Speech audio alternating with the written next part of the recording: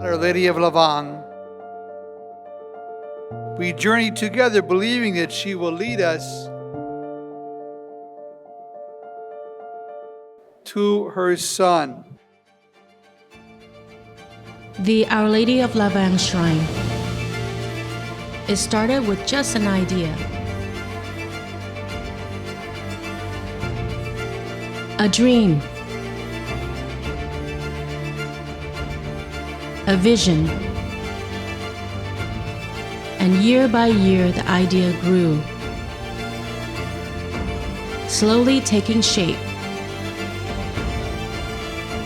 until it came true. And while Our Lady of Vang has long been a Vietnamese symbol, today, here at Christ Cathedral, she is so much more. From all walks of life, from many cultures of the world, they come to her, pray to her. She is our Blessed Mother. Here at Christ Cathedral campus, this is the story of how she came to be and what she means to so many.